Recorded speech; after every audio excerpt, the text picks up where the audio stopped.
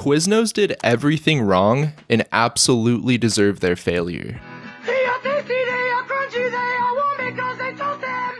Known for their signature toasted subs, Quiznos dominated the sandwich industry from the time they opened in 1981 to the mid-2000s.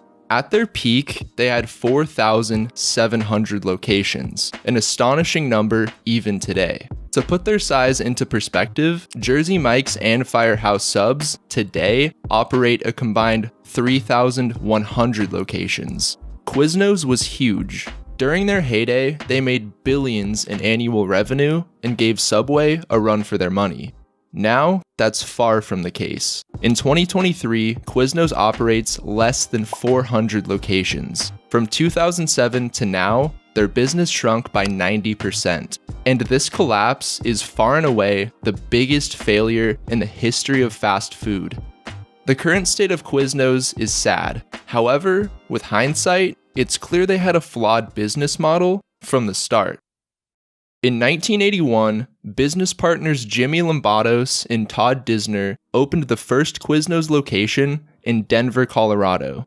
But before starting Quiznos, Jimmy and Todd got their start in business when they opened a fine dining Italian restaurant called Fuddruckers in 1978. While operating Fuddruckers, Jimmy and Todd hatched an idea to start a new restaurant with a whole new concept. Their idea for this new restaurant was similar to that of Fuddruckers, yet instead of fine dining, they sought to create an Italian-style deli. In Fuddruckers' kitchen, they formulated the brand concept and menu for Quiznos. Using their knowledge of Italian food, they developed a full menu, including submarine sandwiches, soups, salads, and a few pasta dishes. They invented recipes for red wine vinegar dressing and for their trademark soft baguette. Instead of using chopped and formed meats, they opted for quality cuts of whole muscle meat, including capicola and Genoa salami.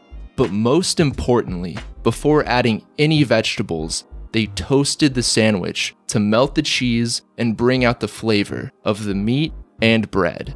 The concept of a toasted sandwich was an immediate hit, and customers fell in love with what at the time was a unique idea. From here, Quiznos began franchising, and that's where the first signs of trouble began to show. By 1991, 10 years after opening the first Quiznos, Jimmy and Todd had a total of 18 locations, each one averaging about $27,000 per month in sales. From the outside looking in, everything looked great, and their future looked bright. However, just below the surface, the business was crumbling. Though Quiznos as a franchise continued to grow, it did so without improvements to individual restaurants, and the product quality at some locations deteriorated. And unfortunately, Jimmy and Todd didn't have the money or expertise to address these issues and were unable to provide support to existing franchisees. So in January 1991, Jimmy and Todd made the difficult decision to sell the company. They sold it to a franchisee named Rick Shadden, who already owned and operated 3 locations with his father, Dick Shadden. By this point, Rick had already been involved with Quiznos for about 4 years. The Shaddens, for better or worse, made Quiznos what it is today. From the get-go, the Shaddens wanted growth, which is of course understandable. However, the issue was how they went about achieving growth. They immediately began building an infrastructure that would promote growth and profit over everything else. Just 2 years after buying the company, they increased their annual sales from $7 million to $8.5 million, and they doubled their locations from 20 to 40. It took Jimmy and Todd 10 years to reach 18 locations, and the Shaddens more than doubled this in 2 years. Encouraged by their immediate success, the Shaddens took Quiznos public in 1994, raising $4.4 million for the company. The following year, in 1995, Quiznos opened their 100th store, and by 1997, they became the number 3 sandwich franchisor in the world, just behind Blimpie and then Subway. From here, they continued ramping up the rate they opened new restaurants until they reached a staggering 1,000 locations by the year 2000. Once again, from the outside looking in, things looked fantastic. Franchisees were seemingly making money and had little to complain about. But that was all about to change. because unfortunately at this point, Quiznos made the awful decision to form a subsidiary, also known as a company owned and controlled by them, called American Food Distributors. Franchisees had no choice but to buy their food and paper products through this company, and all the products were allegedly marked up so high it became near impossible to turn a profit. And the Shaddens did nothing to alleviate this problem for franchisees. They did the exact opposite. At some point along their business journey, the Shadden family realized they could make way more money selling supplies to franchisees via American Food Distributors than they could earning royalties. According to an article by Wolf of Franchises, in peak years, American Food Distributors made $200 million in revenue, while royalty revenue was roughly $70 million. And all the profits made from this allowed for even more growth, because between 2002 to 2004, Quiznos ballooned from 1,700 locations to 3,300 locations. Around the mid-2000s, franchise owners began voicing their concerns when national promotions mandated they offer low prices, but they had to pay above-market prices for their supplies. Franchisees became fed up with not making enough profits and started suing Quiznos. One lawsuit cites a memorandum drafted by a Quiznos lawyer in 2003 that stated 40% of Quiznos units are not breaking even, a fact that prospective franchisees say they were never told. Franchise owners felt scammed when their franchises weren't performing the way they had hoped. They felt like Quiznos took advantage of them. You also have stories of people like Elisa Whitehall, who say that 3 years after handing over her check for the licensing fee, she had yet to open a Quiznos in the location she bought, and Quiznos refuses to return her $25,000 licensing fee. According to a lawsuit, from 2003 to 2005, Quiznos collected about $7 million in fees from the 350 franchising licenses that it sold but never found locations for.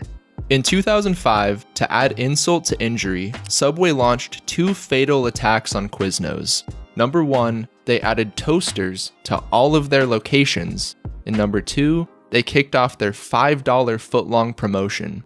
Now, Quiznos had no unique marketing angle for their sandwiches and thousands of locations that were bleeding money. On top of this, Subway's marketing was phenomenal, and Quiznos was not. Even though Subway's mascot Jared aged poorly and sucks, it was nonetheless a successful campaign that shaped everyone's perception of Subway. Subway had Jared, and Quiznos had sponge monkeys. And it only gets worse from here on out. In 2006, in a leveraged buyout, Quiznos further sealed their fate when they sold 49% of the company to a private equity firm called CCMP Capital Advisors. This leveraged buyout left Quiznos with hundreds of millions of dollars in debt, on top of every other hardship currently going on in the company. But oddly enough, their massive debt paled in comparison to what happened next. In 2007, Quiznos hit their peak at 4,700 locations. But unfortunately, that same year, they also hit their peak number of franchisees suing them. This article by Janet Sparks further illuminates the situation.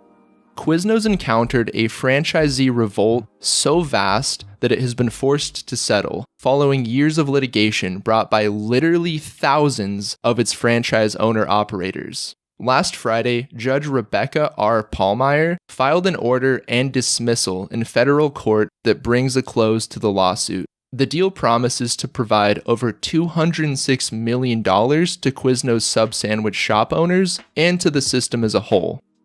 After the lawsuits, which prompted many franchisees to close their doors, Quiznos encountered the Great Recession of 2008. With stores already struggling, the recession was effectively the final nail in their coffin. From 2008 to 2012, Quiznos closed over 2,000 stores. If you do the math, that's over 1 store closure every day for 4 years. As more stores closed, the system they built began to crumble and weaken. Fewer stores meant less revenue from franchisees going to their marketing budget, which meant less eyes on their products overall. they were growing weaker each day, losing stores, losing money, losing everything. Finally, in 2014, after putting it off for as long as possible, Quiznos filed for bankruptcy on March 14th, 2014. They reported $875 million in loan obligations. 2015 was truly the beginning of the end. At this point, they had less than 700 stores open, with more to close in the future. However, that same year, they launched a grill concept as part of their turnaround plan. This turnaround plan and grill concept failed within a year, and franchisees continued to lose money and close more stores. 3 years later, in 2018, a private equity firm called High Bluff Partners, for some reason, purchased Quiznos. Quiznos is an iconic brand with room for growth, Jerry Lopez, High Bluff operating partner, said in a statement. "We are excited about the acquisition." Well, it's been 5 years since High Bluff Partners purchased Quiznos, and about the only thing that's changed is they have about 40 less locations now. As of right now, Quiznos has 176 US locations and 183 international locations. It's possible that in our lifetime, we'll see this restaurant go completely extinct. And it's sad because, unlike Subway, people never complained about the quality of Quiznos food. Quiznos didn't fail because people hated their food. They failed because the people in charge couldn't care less about the health and well-being of their franchisees. Over time, they began to see and treat them as customers. They became a glorified, expensive food distributor. And for that, they paid the ultimate price. They're basically gone now. The closest one to me is over 2 hours away, and I can only imagine that distance will grow further and further over time. But what do you think? Will Quiznos ever make any kind of meaningful comeback in the near future, or are they doomed to suffer a slow and painful extinction? Let me know down in the comments below. I'd love to hear what you think. Also, I know it's been a while since my last video, and I just wanted to say, I'm back. Let's do this. In all seriousness though, thank you so much for watching.